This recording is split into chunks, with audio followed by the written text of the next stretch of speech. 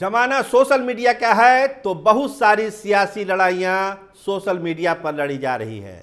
आपको ध्यान होगा एमएलसी सुनील सिंह का सदस्यता चली गई।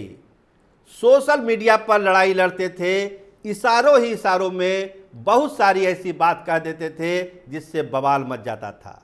अल्टीमेटली जो है खामियाजा भुगतना पड़ा और एमएलसी के पद से त्यागपत्र तक देना पड़ा, उनको हटाया गया। तो इस बार जो है इशारों ही इशारों में अशोक चौधरी ने जो ट्वीट किया है बहुत सारी बातें कह दी। 8:30 बजे अहले सुबह सवेरे सवेरे एक ट्वीट आया है अशोक चौधरी का जिसमें ढेर सारी बातें कही गई है। चर्चा तेज है, ट्वीट वायरल हो चुका है।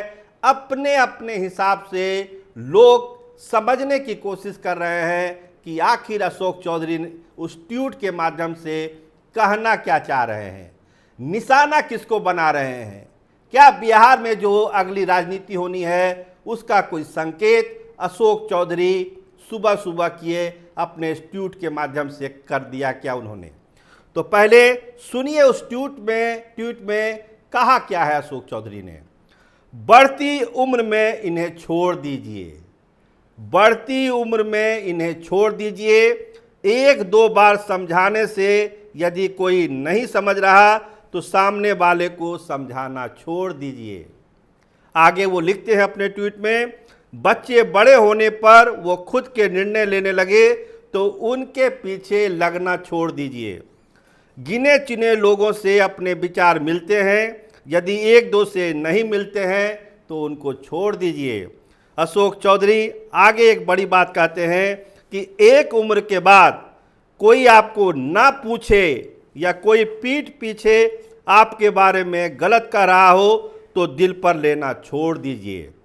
अपने हाथ कुछ नहीं, ये अनुभव आने पर भविष्य की चिंता करना छोड़ दीजिए।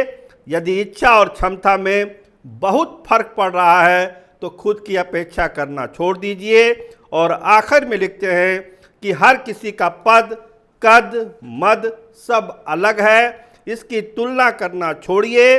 बढ़ती उम्र में जीवन का आनंद लीजिए, रोज जमा खर्च करना छोड़ दीजिए। उम्मीदें होगी तो सदमे भी बहुत होंगे, यदि सुकून से रहना है तो उम्मीदें करना छोड़ दीजिए। ये ट्वीट आपके स्क्रीन पर भी चल रहा है, आप देख सकते हैं, पढ़ सकते हैं। लेकिन जब से ये ट्वीट आया है सत्ता के गलियारे में हड़कंप मचा हुआ है कि आखिर अशोक चौधरी का इशारा क्या है। बढ़ती उम्र में इन्हें छोड़ दीजिए, बच्चे जब नहीं समझें तो उनको समझाना छोड़ दीजिए।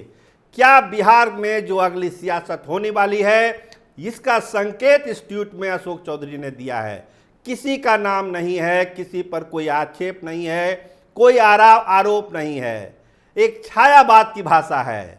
और इस छायावाद की भाषा में ही अशोक चौधरी ने बिहार के सियासत में भूचाल ला दिया। कहा बहुत कुछ जा रहा है, लोग अपने अपने हिसाब से इस ट्वीट को डिकोड करने की कोशिश कर रहे हैं कि आखिर अशोक चौधरी कहना क्या चाह रहे हैं। कल ही मुख्यमंत्री के साथ जहानाबाद गए थे और आपको ध्यान होगा कि जो कार्यकारिणी का गठन हुआ है उसमें अशोक चौधरी का नाम नहीं है 118 में। नोट में जो लिखा हो, लेकिन 118 की सूची में अशोक चौधरी का नाम नहीं है।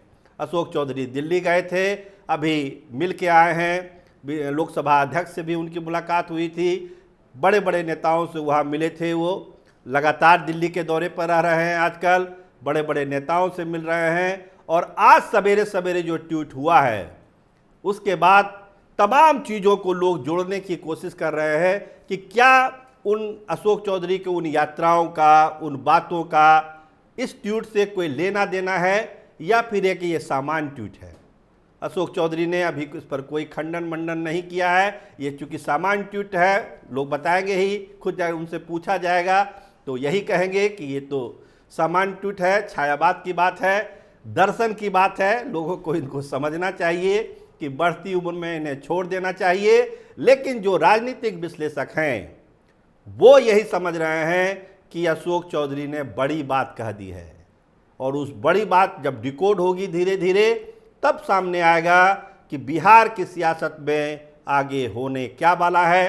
आप देखते रहिए स्टार टीवी बिहार। आपका बहुत बहुत धन्यवाद, आपका बहुत बहुत शुक्रिया।